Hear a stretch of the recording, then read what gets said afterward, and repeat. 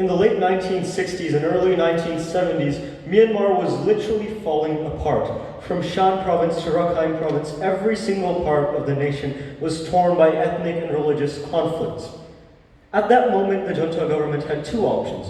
One, they could actually make the situation in Myanmar such that there wasn't actually dozens of groups wanting to break away from the nation. Or the second option was, hey, let's scapegoat a whole section of our population so that people take their anger off the failures of the government and onto this supposed oppressor that is taking the true right of the Burmese away from them.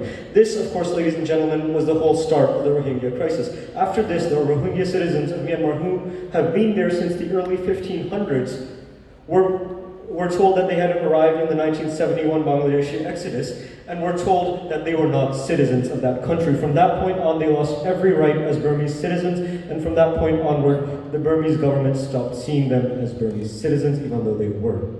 Ladies and gentlemen, this is why Team Proposition regrets the rise of global populism, because it is based on these very similar ideals. For this motion, we define populism as any form of government or governance that appeals to base group sentiments of the majority rather than any policy or political economic ideology. Now, we'd also like to make a key distinction between a populist or popular movement and the difference between popular governance. Black Lives Matter in this case would be a populist movement, whereas Brexit would be a populist governance.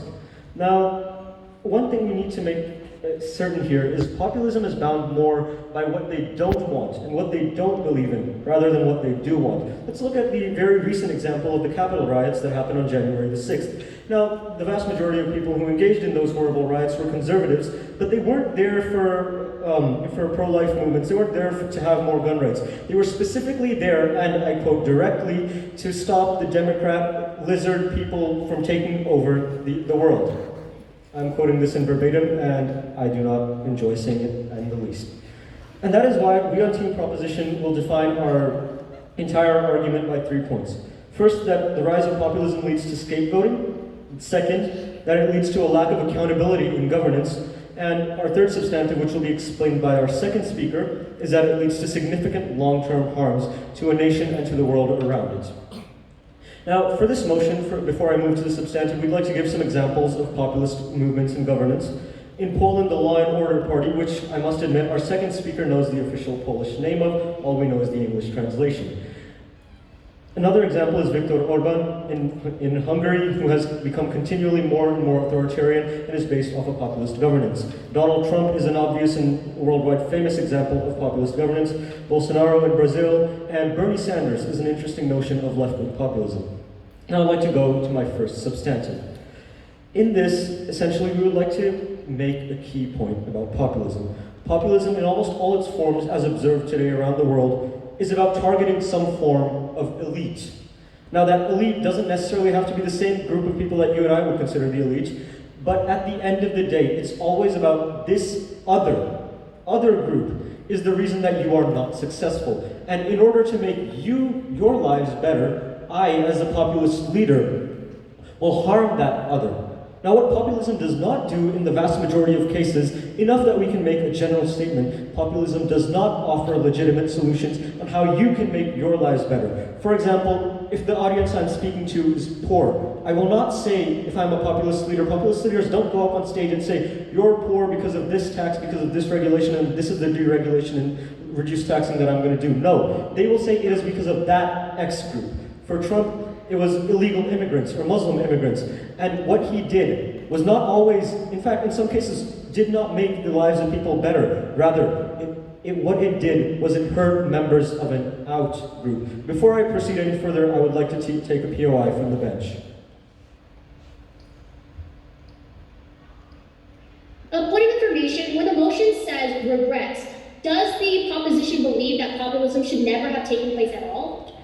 Yes, absolutely. In fact, that is our burden for this motion, to prove that if the world had never seen the rise of populist governance, we would like to make a key notion here first. It is possible for democracy to exist without populism. Hundreds of democracies have existed through the past, and in the world, most of the world is currently not run by some form of populist governance. So it is possible for a democracy to not be based in populism. However, we believe that those democracies are healthier in the long run and in the short term for their citizens and for people outside of that nation. Now, I'd like to go back to what I was saying about the elite.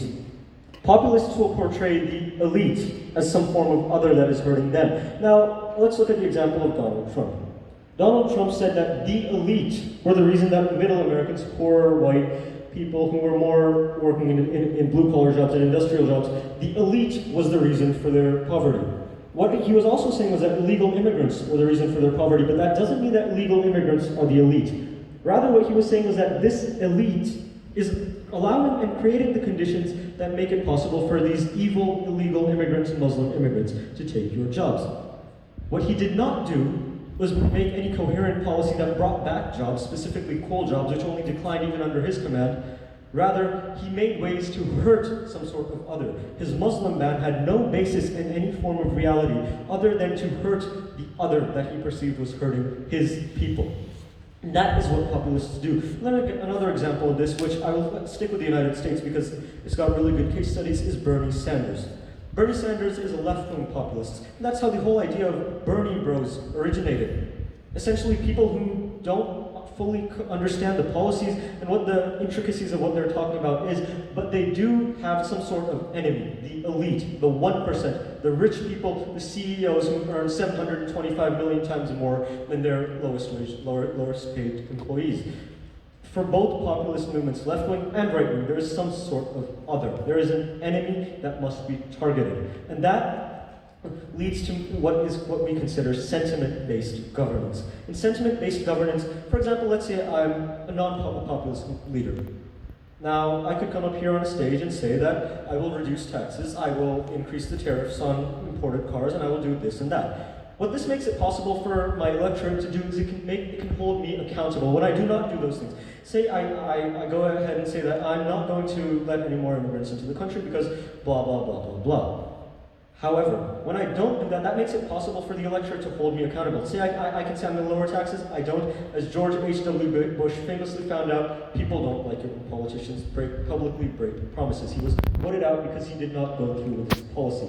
But populists are different. Populists govern on sentiment. And because they are so based on sentiment, that means that we don't know what policy they will enact. Rather, they will, and they have throughout history, and we are observing around the world today, they have taken advantage of any crisis, any popular crisis, to enact any policy that they wish. And those policies are often on switching lines.